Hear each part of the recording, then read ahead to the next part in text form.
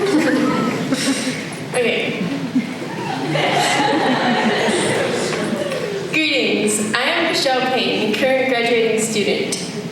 Can you believe it? It is the end. Not the very end, there's no apocalypse or anything, but it is the end of my classes and my time at Nazareth School. To be honest, I cannot believe it. I have seen my classmates almost more than I have seen my brother or sister. We are close, and let me tell you, I know way too much about these guys. We know each other's traditional hairstyles, each other's siblings and parents. I even know the majority of this class's birthday, which is bizarre because I have a hard time remembering my parents' birthday. Over the years, I have made friends I will remember and cherish even when I'm old and frail. Although we are saying goodbye today, it is not a forever goodbye, it is more of a see you later goodbye. The reason for this is because my first friends and teachers will always have a special place in my heart. When I think about all the outrageous and foolish things I have done and experienced at Nazareth School, I realize how blessed I am to be here. I have collected some unforgettable memories that I would not trade the world for. Maybe that's a little over-exaggerated. If the world was ending and the only way to save it was to give up my memories, then yes, I would probably make the exchange, but let's just say it would take something that serious for me to give them up. Some amazing recollections would have to include being part of the famous Five. This was a group of mischievous girls who always seemed to somehow get into trouble. As a result, the lovely Mrs. Keller would have to deal with us. Then in first grade, I recall learning the content song Miss Anadonos taught us, which, I admit, I still use. Soon after, I somehow made it into second grade. Here I remember Mr. Webb's witty little comments, for example, that's my name, don't wear it out, which, may I add, I am constantly reminded of because my little sister, who is now in second grade, speaks highly of him in his silly remarks. In third grade, I had the charming Mrs. Lacey.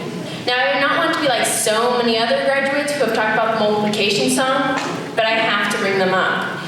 They have benefited so many others and me in math class. Please, Mrs. Lacey, never stop using those. I cannot convey to you how many times I have heard someone singing about Shadrach, Meshach, and Abednego. These were the three good friends that assisted you through the 3 times tables.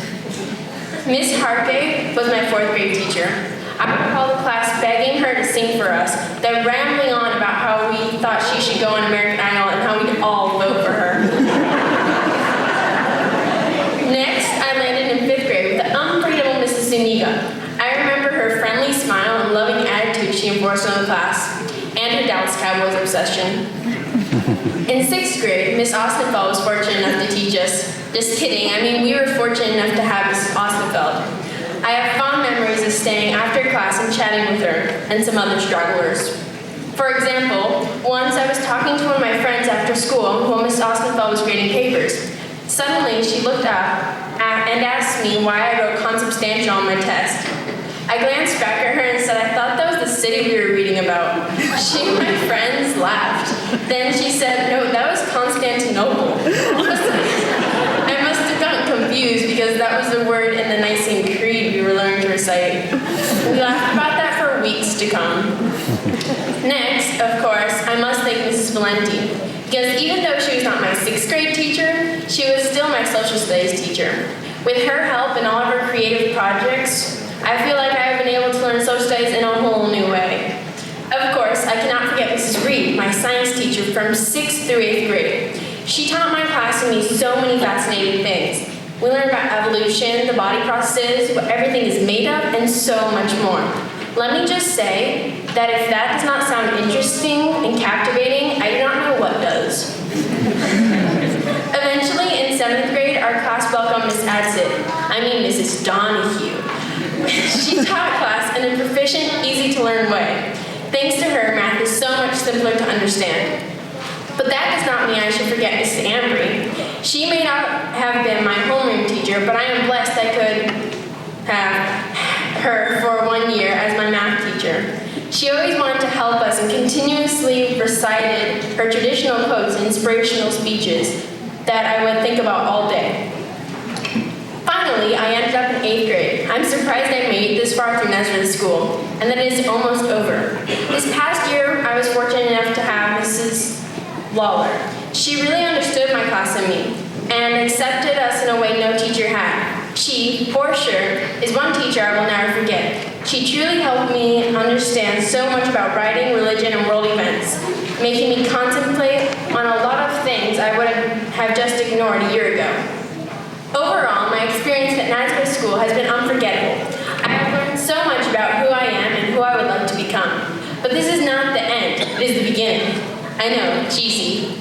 But it is the beginning to a life that I am living in every day, and that I hope will bloom and prosper. There is a big world out there, and next year I'll be in high school, meeting new people and experiencing new things. Surely all of us will be taking a big step towards a magnificent future. I will take with me the skills I've gathered from countless classmates, teachers, and other students at the school, slowly but surely finding my way through the world and continuing my education. So I guess now it's time to say goodbye. I mean, see you later.